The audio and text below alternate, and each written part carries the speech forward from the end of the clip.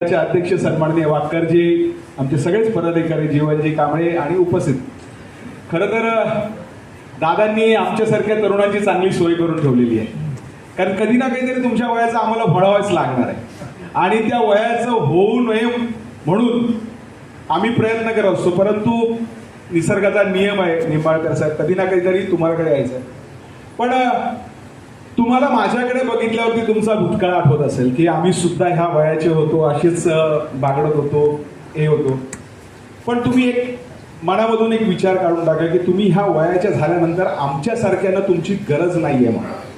कारण काही अशी असतात की आता आम्ही म्हातारे झालो आहोत, आता आमची काय गरज आहे.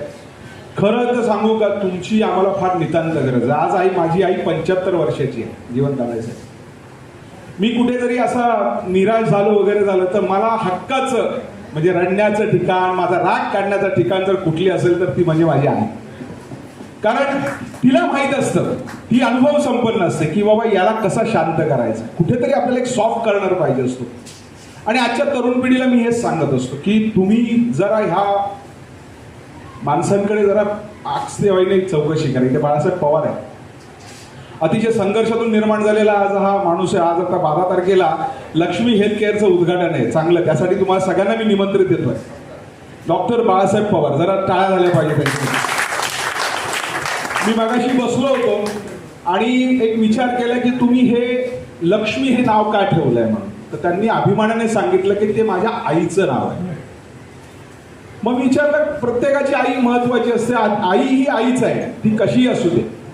परंतु आपल्या मुलाला कसं घडवलं पाहिजे, काय केलं पाहिजे, काय संस्कार, काय संस्कृती रुजवली पाहिजे, ती केवळ आणि केवळ फक्त आईच करू शकते.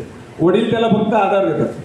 कारण माझ्या वडिलांना फक्त आम्ही प्रगती पुस्तकावर सही कशी करायची तेवढंच माहित होतं, कितवीला आहे ते माहिती नव्हतं. पण आमच्या 4ही भावंडांचं शिक्षण पूर्ण झालं पाहिजे, त्यासाठी सातत्याने जर कोण असेल तर ती आई आहे. आज ती अभिमानाने सांगते. मी इथे सगळेजण बसलेत, नांदीवडे वगैरे असले, मी त्या तरुणांना सांगतो की ह्या सगळ्या माणसांना जपा.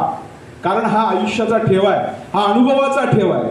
आणि आपल्याला जर काही पुढे प्रगती करायचं असेल तर आपल्याला अनुभव फार महत्वाचा असतो. आणि तो अनुभव आपल्या घरात असताना आपण बाहेर कशाला शोधायचा. म्हणून मी मगाही सांगतो, वारंवार सांगतो की मी माझ्या आईला प्रत्येक गोष्ट विचारतो, ही चूक आहे का, काय आहे का, वगैरे वगैरे. थोडंसं भांडणं होतात, परंतु नंतर आपल्याला आपली चूक कळते की नाही, कुठेतरी ह्या अनुभवाचा फायदा आपल्याला झाला पाहिजे. म्हणून या गोष्टीकडे आपण करतोय. भुजबळ साहेब आहेत, तर मी तुमच्या सगळ्यांचं कौतुक करून फक्त एवढंच विचार करू, एवढं गंभीराने बसू नका बाळीसाहेब. गंभीर आहे, मन करा रे प्रसन्न सर्व सिद्धीचे. कारण हसा ना, हसायला काय अजून जीएसटी लागलेला नाहीये. लावायचं का वाकर साहेब जीएसटी? मग एकदा जरा जोरदार हसा आणि एकदा टाळ्या वाजवा, जरा टाळ्या वाजवा, जरा मला बरं वाटतं जरा. हा, आणि आपणच आपलं आनंदी राहायचं. सुनबाई काय म्हणते, मुलगा विचारतो की नाही, आपण एक दिवस काय करायचं म्हणजे हसत राहायचं. मग आपल्याला विचारतात तू हसतेस का, मग तो तरी विचारेल मी काय हसते. अरे तुझ्यावर मी हसते कारण तू माझ्या बघत नाहीस म्हणून.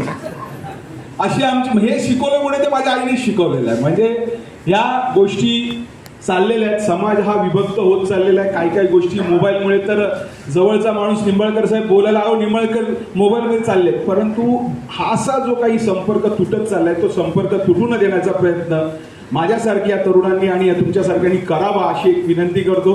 पुन्हा एकदा दादांचं मी मनापासून कौतुक करतो की तुम्ही एक चांगलं, एक संस्था, एक चांगलं रोपटं तुम्ही लावलेलं आहे. ते रोपटं रुजवण्याचं, चांगलं करण्याचं काम वाकर साहेब आणि त्याचे सर्व सहकारी करतात.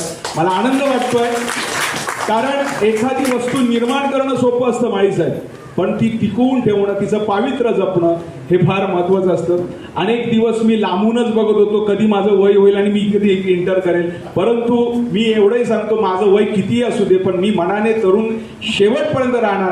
असा जो मी काय संकल्प केलाय तसा तुम्हीही संकल्प करून शेवटपर्यंत मनाने तरुण राहा आणि हसत राहा, एवढंच तुमच्याकडून अपेक्षा व्यक्त करतो. दसरा झाला, आता दिवाळी येते. दिवाळीला चांगले फराळ तुम्ही बनवा, दादांना बोलवा, त्याच्याबरोबर मलाही बोलवा. मी चांगलं तुमच्याबरोबर खायला येईल. शेवटी खाणं फार महत्वाचं आहे आणि या खाण्याने माणूस होतं. तेव्हा एवढंच सांगतो, मस्त खा, स्वस्त राहा. धन्यवाद. जय हिंद, जय महाराष्ट्र.